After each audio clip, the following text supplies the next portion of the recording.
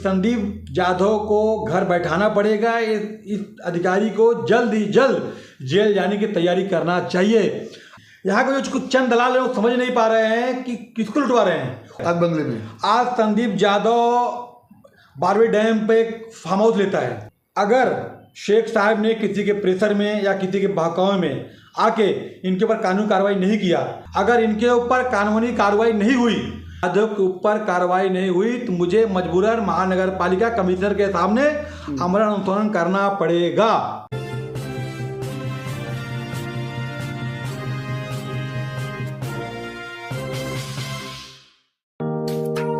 Neeraj Vinod Burani's Spacecraft Interiors. Your space, our craft. Experienced and professional team. No hidden charges. Luxurious designs. Follow us on Instagram. Spacecraft Interiors. Your space, our craft. Mahalakshmi sales, Shivaji Chowk, Ulhasnagar. Ulhasnagar में electronics का one stop store, जहां पर आपको मिलती हैं best deals. Air conditioners, air coolers, single and double door refrigerators, LED televisions, semi and fully automatic washing machines, deep freezers and veggie coolers. सबसे best deal, सबसे lowest दाम और loan and easy EMI available. बस आइए और गर्मियों के इन दिनों में अपने घर के लिए ले जाइए बेहतरीन consumer appliances. Mahalakshmi sales, electronics market, opposite RKD college, Shivaji Chowk, Ulhasnagar 3। For sales contact us. आए लेते एक मुलाकात संतोष पांडे जी के साथ।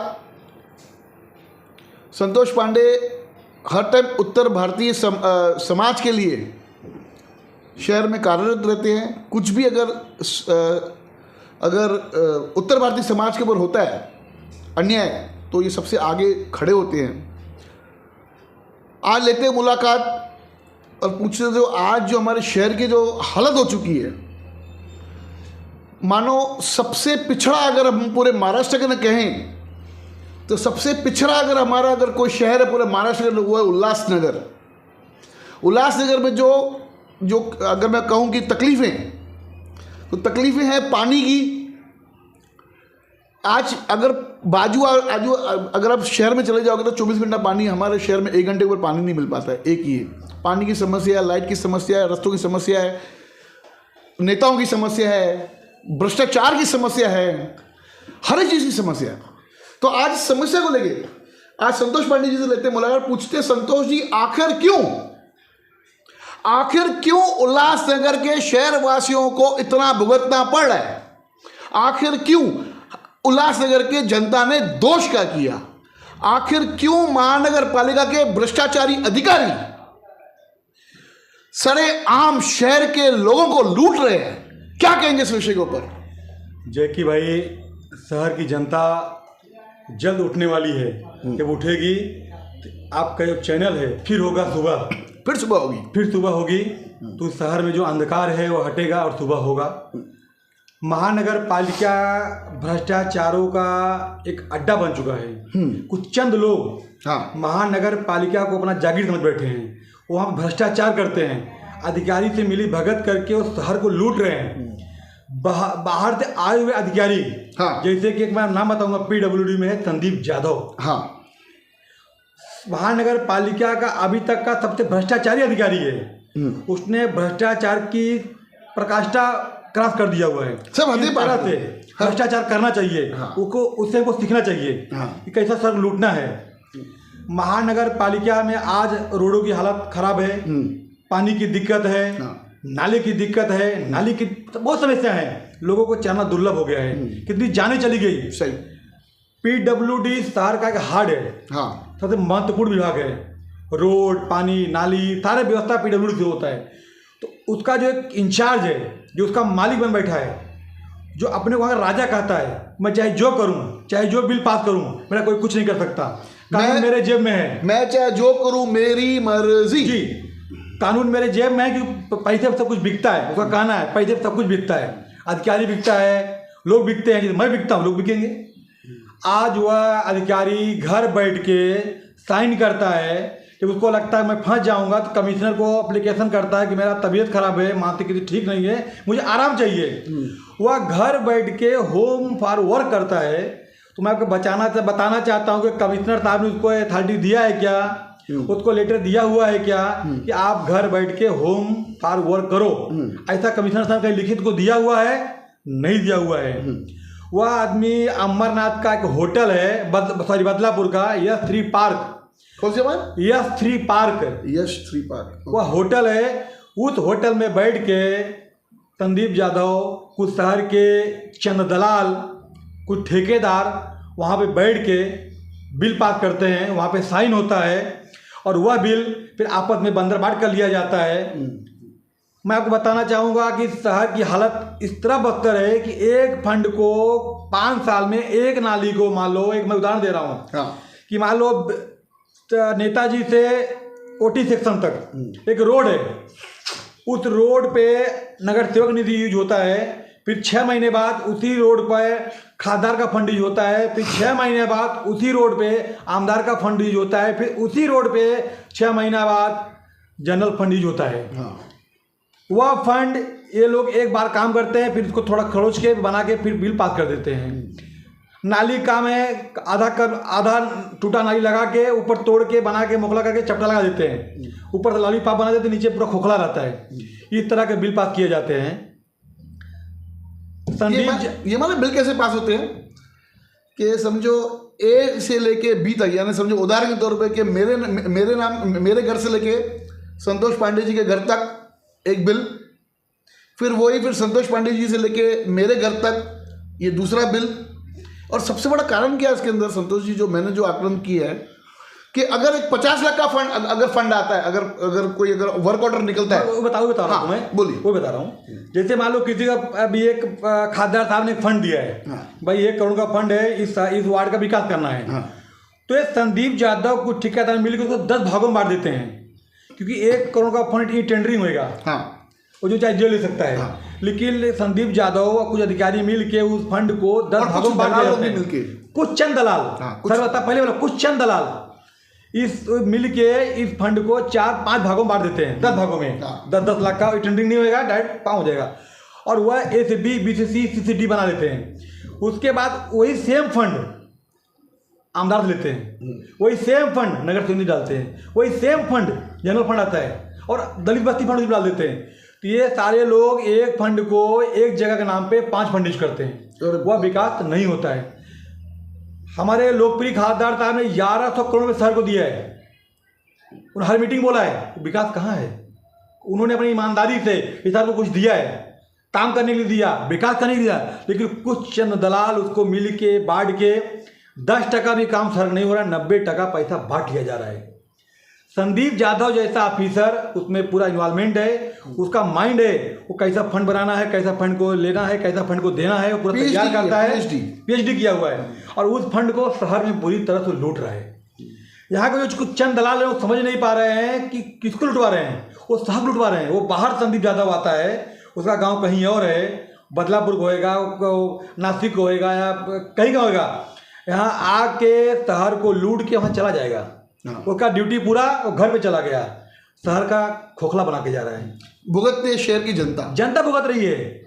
तो अभी मैं बताना चाहूँगा कि वह एक एप्लीकेशन किया हुआ था कमिश्नर साहब को कि मेरा मानसिक स्थिति ठीक नहीं है, मैं आराम चाहता हूँ और मुझे छुट्टी दिया जाए, और मुझे होमवर्क फोर बताया आपको मैं, तो उसको उसने पूरा अपने घर बैठ के बिल बनाया, बिल तैयार किया, और एक पिटीशन हाई कोर्ट में दाखिल है, उसका नंबर है 88/15। उस पर सीधा लिखा हुआ है कि किसी भी काम को होने के बाद उसका वीडियोग्राफी करना है, फोटो करना है, उसके बाद वो बिल पास करना है। अगर संदीप यादव जी घर पे थे तो जो दूसरा अधिकारी उस काम को देखा, उसका ऑडिट किया, उसका साइन है क्या, उस पर उस बिल पर रिमार्क है क्या, या उसको उसने देख के किया क्या, कोई भी थर्ड ऑडिट नहीं हो रहा है, काम कागजों हो रहे हैं।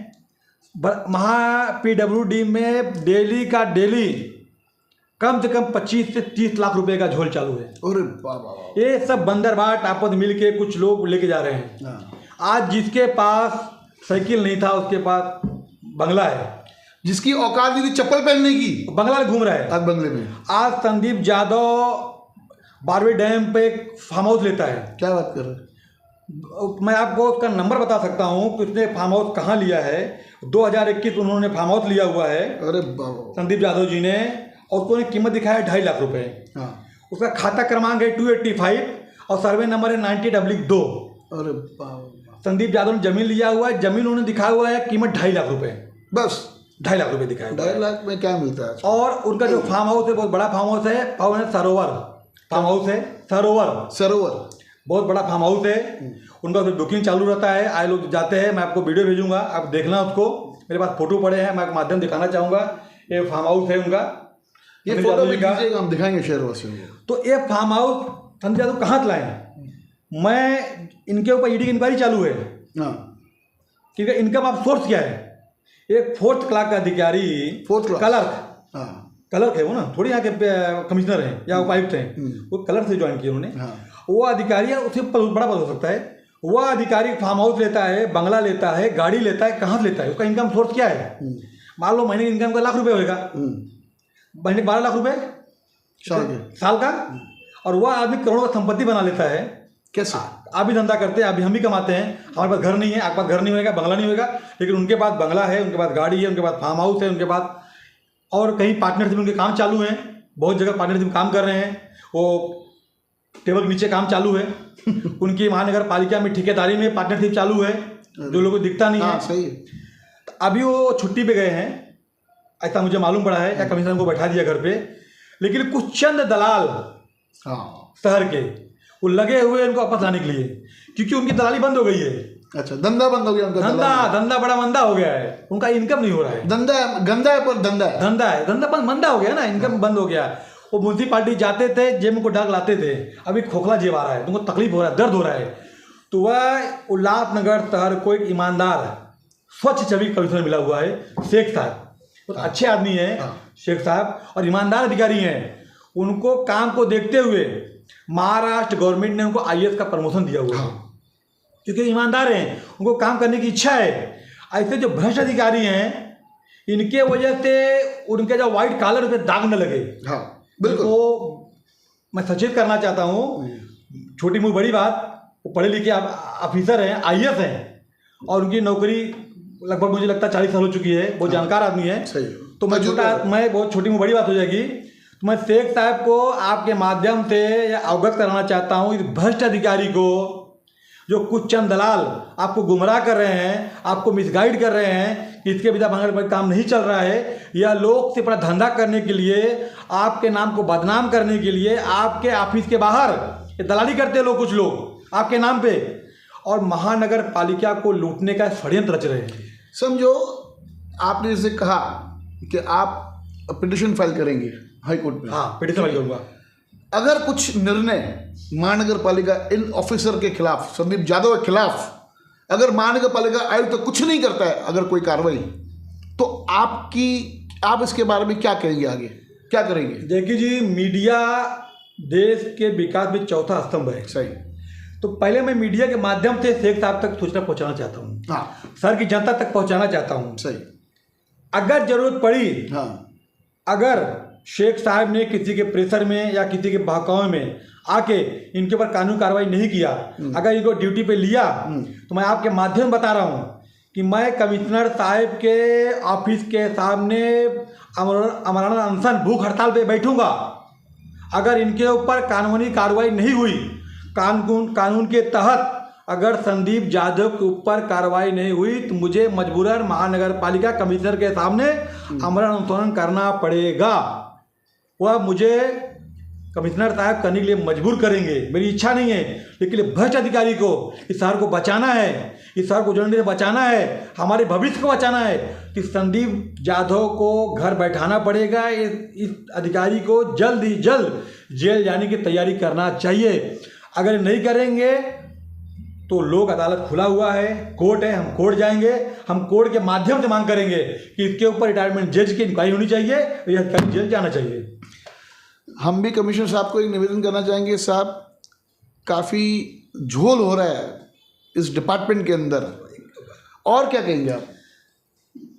इस अधिकारी के खिलाफ आईटीआई मांगी जा रही है। हाँ, आईटीआई नहीं मिल रहा है, नहीं मिल रहा, ये तो हकीकत है। मोती लुधवानी जी ने लगातार आईटीआई मांगा, उनको आज तक आईटीआई नहीं मिला, कोई जवाब नहीं मिला।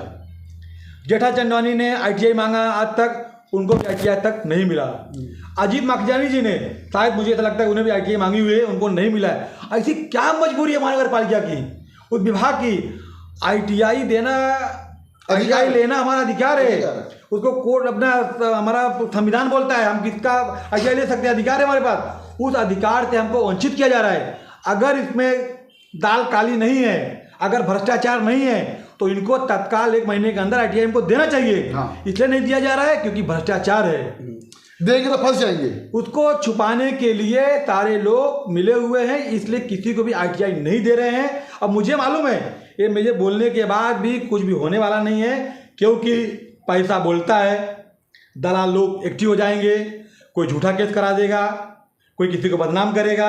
ऐसे भी लोग यहाँ पे शहर में तैनात हैं, सैनिक है, सैनिक वो भ्रष्टाचारियों के बजाय सैनिक है। जैसे हमारे बॉर्डर पे सैनिक देश के लिए शहीद होते हैं, ये भ्रष्टाचारियों के लिए दुरुस्त शहीद करते हैं। ऐसे उल्लासनगर शहर में लोग हैं। आपके माध्यम से बताऊंगा कि आप लोग सचेत हो जाइए, एक दिन आपको भी उसमें डूबना पड़ेगा।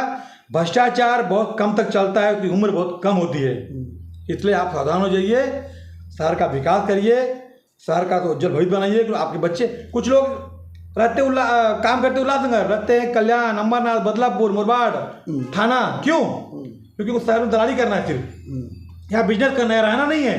शहर को लूटना है, लूट के जाके बाहर रहना है। यहाँ सड़कें नहीं है, पानी नहीं है, स्कूल प्रॉब्लम है, गार्डन प्रॉब्लम है। यहाँ रहो तब को तकलीफ आपको मालूम पड़ेगा, सर की दिक्कतें क्या हैं, तकलीफें क्या हैं। आपके माध्यम से बोलूँगा, कमिश्नर साहब आप अपने वाइट कॉलर कमिश्नर हैं, आप अपने पर दाग न लगाएं, ऐसे कमिश्नर को घर बैठाएं और शहर को बचाएं। कमिश्नर साहब से हमें भी एक निवेदन करना है कि भाई कमिश्नर साहब, शहर की जो हालत हो चुकी है, कृपया आप एक बार शहर का चक्कर लगाइए। देखिए शहर के ना कितने खड्डे हैं। आप कभी शहर वासियों से एक बार रोड पे रुक के मिलिए और जाके पूछिए कि मैं आपका आयुक्त हूँ, आपको मेरे कार्यकाल में, आप मेरे शहरवासी, मेरी जवाबदारी है आपको हर एक चीज़ की सुविधाएं पहुंचाना। तो किस प्रकार की आपको तकलीफें हैं, एक जनता दरबार आपकी तरफ से लगनी चाहिए। सभी शहर के लोग आने चाहिए उस प्लेटफॉर्म पे और आके अपनी अपनी तकलीफें बतानी चाहिए। आपके होश उड़ जाएंगे कि आपके पीछे आपके अधिकारी लोग करते क्या हैं। खाली लिपापोती करते, कुछ नहीं करते। आज बहुत बड़ा आरोप संदीप यादव के ऊपर संतोष पांडे ने लगाया है। तो मुझे विश्वास है कि आप इस पर गहराई से कार्रवाई करेंगे और गहराई से संज्ञान लेंगे। और इस प्रकार की जो हरकतें जो महानगर पालिका में हो रही है, कुछ दलालों के थ्रू शहरवासियों के पैसों को लूटा जा रहा है, तो इस पर आप रोक लगाएंगे। धन्यवाद। देखते रहिए फिट्सबर्ग न्यूज़ चैनल।